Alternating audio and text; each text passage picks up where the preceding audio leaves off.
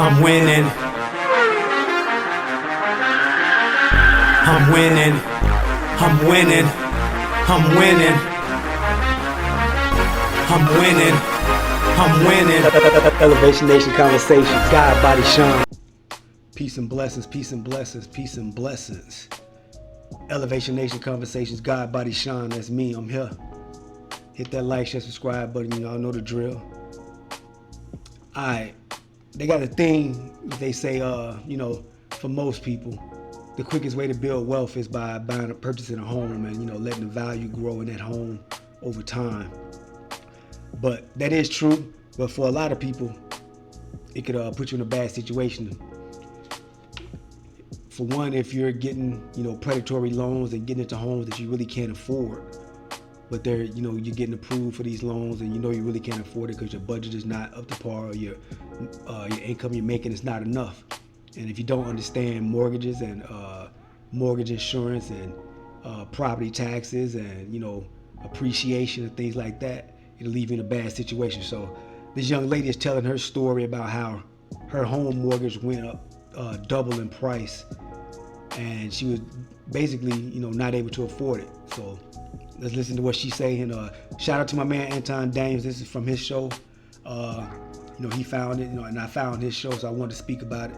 A lot of people, they kind of get tricked into buying homes when they really can't afford it, and it's really not the right thing, for them to do at that time. So let's check it out, and see what they got to say. See what she learned from that situation. Hit that like, share, subscribe button. God, Body, Sean. Appreciate y'all. Peace. Okay, so quick story time of how my mortgage increased by 120% and how easy it is for Black folks to lose their homes in America. Now, with that being said, I'm going to be completely transparent. I'm going to give y'all all the numbers. I'm just going to let you know because ain't no point in hiding. I don't gatekeep, but none of that. Okay, so the beginning of this month, I wake up and I have a notification from my bank saying that my account went under $100. This is interesting because the night before, I knew the mortgage was coming out, so I transferred a good hefty amount over what the mortgage was going to be, and I'm like, drop below $100, that's crazy. So I get online and I see that my bank has taken a double payment with like a little bit more. So my mortgage is usually $100, baby, I wish, $1,100, and when I went to go check, they had taken out $2,400. So my first thought is, this is interesting, like maybe what they did was a double payment, like maybe something didn't come out last month, and so like maybe that's what it was. Like maybe this is double payment and like a late fee, but that wouldn't make sense to me because it's on auto pay. So if something happened and the funds were there, that wasn't on me. So anyway, I'm like, okay, whatever, let me just check. So I scroll back up to see if the payment was taken out for March. Sure enough, it was taken out for March, a payment of $1,100.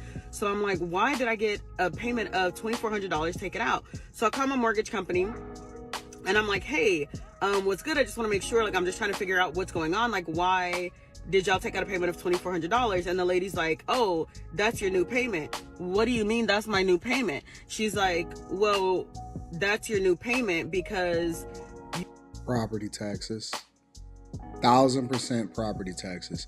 Your mortgage never goes up. The amount that you pay into finance a home, that is a fixed rate unless you got an adjustable rate mortgage, which is crazy if you got an adjustable rate mortgage. But your actual mortgage never goes up. The amount that they're holding in escrow always goes up. Now, the reason that they would go up based off of escrow is for a couple different scenarios. One, you may have built a new house, and so the original property taxes was assessed based off of the land and not the actual house. That then increases the value of the property itself. And so that then goes up, but then your realtor never tells you. And so they just looking to actually get the property sold or get the house sold or the house built or whatever it is that you're getting from whoever it is that's building your home, Pulte Homes, Lennar Homes, all of those different places. And so your property taxes will be the same maybe for the first year or whatever, or before it gets. And he's exactly right there. A lot of people rushing into buying homes because they think that's the thing to do, and that's what everybody say. You're not doing nothing until you buy a home. But a lot of people are not realizing they're rushing into buying these homes, and the realtors are not going to tell you that. The builders are not going to tell you that, and they just want to get the home sold. They want to get you locked into that contract, get that down payment, get that mortgage started, And whatever happens after that, it just happens. But yeah, if you're on a fixed rate mortgage, no, your mortgage don't go up. Like property taxes go up. And if you don't pay your property taxes, what they will do is they'll put it on the back end, and then you'll start owing the property taxes, and then it gets to the point where you can't pay it. Now they're gonna put it in foreclosure. That you can lose your home because you're not paying property taxes. Yes, you can. Built and then it explodes. Second thing is the value of the property just explode based off of the comps that's in the area. So either way, it's going to be associated with the insurance and the property taxes. And a lot of people really don't understand the true cost of owning, really renting from the county, but owning a home. And this is why I say it's all circumstantial. It's not all just ideal for people to just go out there and get a mortgage and all of this stuff, because your true costs are not necessarily that. When people kept selling you on the idea of generational wealth and all of this, they don't know what they're talking about. So unless you actually understand it from a business perspective and you're making a case-by-case basis decision on whether it makes sense of you to do this, then it doesn't make sense. But 9 times out of 10, I could tell you immediately that it's going to be based off of property taxes. And everybody is just waking up like, oh my God, I can't believe it. Yes, as the value of your home goes up, so does the property taxes. And often at times, they hold it in escrow. So instead of you just paying it yourself to the county separately, or instead of you getting your own private insurance or mortgage insurance, which a lot of times is PMI, where people put less than 20% down, so then they're insuring you against yourself. Basically, what's going to happen is they're going to hold it in escrow, and then they're going to distribute it. And if you have an escrow shortage, meaning that the amount that they take out is not enough, then they're going to spread it out over another 12 months. And then that will be a new mortgage payment or payment to the bank that they're also holding for the property taxes that they have to distribute out to whatever county that you subjecting yourself to. A lot of people move down to Texas, and they telling me that Texas property taxes is high. So be careful where you move. Be careful how you do your mortgage. Be careful whatever it is that you understand everything. And if you don't have somebody to help you out, then I will help you out. Make sure you tap into the Patreon. Link is in the description as well as pinned to the top of the chat. Let me hear more of what she got to say, and I want to know if I'm right or not. You don't have enough in escrow, and your taxes went up by $6,000. Yep. Which then has to be spread out. $6,000, so it goes up by $6,000, right? So then that has to be spread out amongst 12 months in addition to whatever it is that you was paying before. Taxes went up by $6,000. Now here's the part that gets crazy. So I'm like, okay, so much for generational wealth. If you can't hold on to the property that you got to pay for, 360 payments plus you got to pay property taxes as it escalates over the whole life of whatever it is that you own a property. Let me check all this out. So 2 things happened that caused my... So I think people didn't catch that. So if your property is going up in value every year, that's a good thing. Oh yeah, okay, yeah, my house is going up. It's worth. I paid $500, $500 for it. Now it's at $750. It's going up to $850. The more your property value of your property go up, the more taxes you have to pay to the county. So now your taxes are going to go up every year. And now, if you're not making more money and your income is not going up, now you're going to be damn near in a deficit if you don't have money in escrow to cover that. So now, like you just said, the taxes went up $6,000 because the value went up, and now they got to spread that out over 12 months because they don't have the whole $6,000 in cash right now. So now it's going to make the monthly mortgage go up. Now imagine, like you said, 360 payments, and that's happening every year. Your value going up and up and up. So you could put yourself in a bad fucking situation if you rushing to jump into buying a home, because that's what people say you need to do, and you're not successful unless you do that. You can find yourself out of a down payment, out of a home, and there's nothing you can do about it. Yeah. Or 3 things happened that caused my mortgage to increase. 1, she told me that we don't have any money in my escrow. I'm going to talk about that in a second. We don't have any money in our escrow. 2, my homeowner's insurance went up from $2,000 to $4,000. Called them, they were like, well, we don't know what's going on, like the mortgage rates are just the highest they've ever been in Texas right now. We ain't got nothing for you, basically. That's it. Like, what you gonna do? Started shopping around, all of that. The 3rd thing, we'll talk about that again. The third thing was that my property taxes went up. So I go onto the county website to see like what the heck is going on, because this doesn't make sense to me.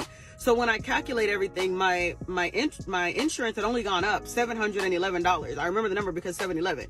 So I called back. I'm like, ma'am, now this is where everything pisses me off, and there's literally nothing we can do about it. There is nothing that we can do. Why would it piss you off? This is your responsibility to understand what you're getting yourself into. About it. We can call. People really need to do research. Like, they really need to understand, instead of doing word of mouth, because you're going to pay for it one way or another.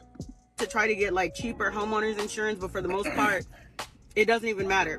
Now, so whenever I call this lady back, I'm like, or the company back, I'm like, I don't understand what happened, because every June or July, somewhere around there, they do an escrow analysis and they see, do you have enough money in escrow? For those of you that are new to homeownership, don't own a home, don't know what it is, whatever.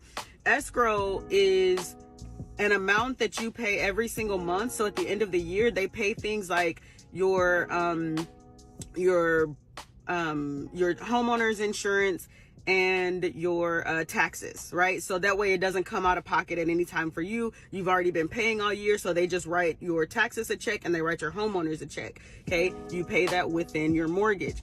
Now, and every July they do like an escrow analysis where they say, do you have more than enough? Do you have too little? Do you have to make something up? What's going on? Do you have a deficit or do you have excess? So they hit us up last month and they were like, yeah, you're good. Like you actually got too much. So we're going to send you a check. They sent us a check. They wrote us off a check for $2,900. Okay, cool, bet. Yeah, now, because for those of you, if you have a surplus, then they'll send you the difference.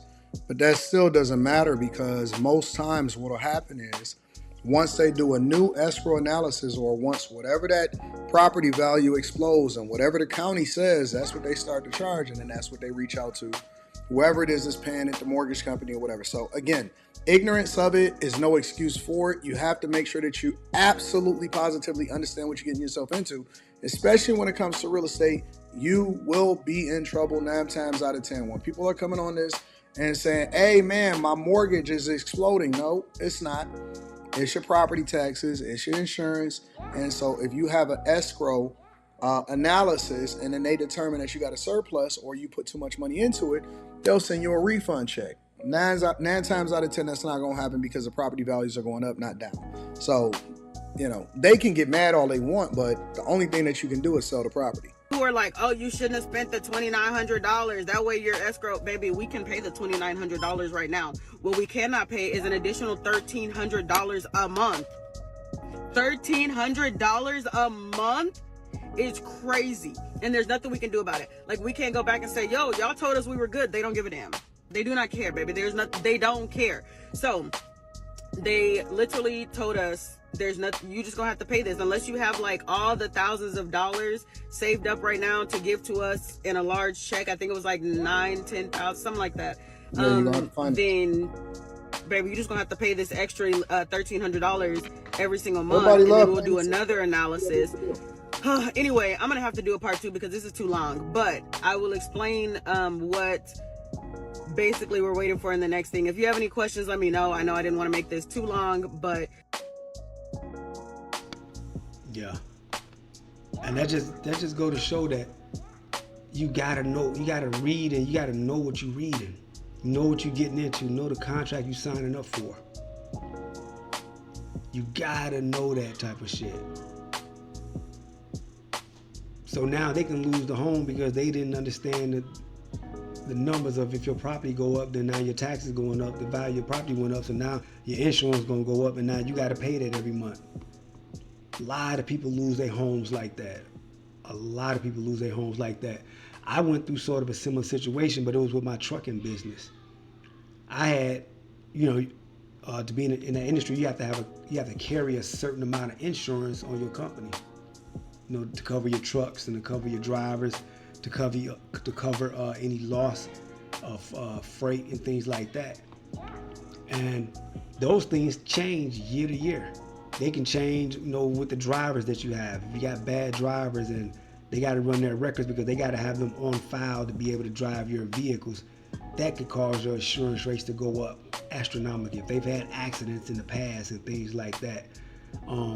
That was always why I wondered why, when I used to drive trucks, why they always had to check your background and check if you had tickets and check if you had accidents and things like that. They were doing that because you're a liability.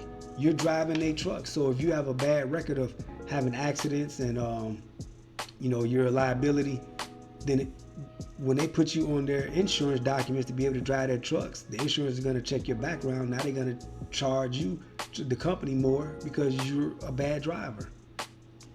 So if you ask me, the whole insurance thing it's a racket. It's a racket. I mean, you need it and you can use it, but a lot of times it's a racket. But that's what will kill you. It kills a lot of business owners, a lot of things like that. It will get you. And I even took a course on claims adjusting. So I kind of learned how to read contract documents, insurance contracts, and kind of learn the language in them, learn what you can and can't do. And a lot of people will be amazed at what they can't do, what they can't get repaid for, or they'll also be amazed at what they can get repaid for and what they can get from the insurance company in case anything like that happen. So, homes are good ways to build wealth, but you can also destroy your wealth with that as well. If you're jumping into too big of a home and too much home that you really can't afford, and you're really kind of just, living check to check because you got this big ass house now. Imagine what's going to happen when the value of the house go up, and now you got to pay the property taxes getting higher every month. Now you've lost the down payment, now you've lost the home, and now you basically got to start all over again. So having a home can definitely build wealth, but it can definitely destroy you as well.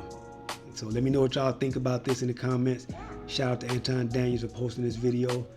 I hope the young lady get her situation figured out, but it could be a monster if you don't read your contracts and know what you're getting into.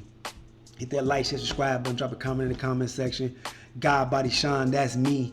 Elevation Nation Conversations, that's the platform. We're going to keep building and growing and developing. I appreciate y'all for rocking with me. Hit that like, share, subscribe, and I'm going to check y'all on the next one, all right? Peace.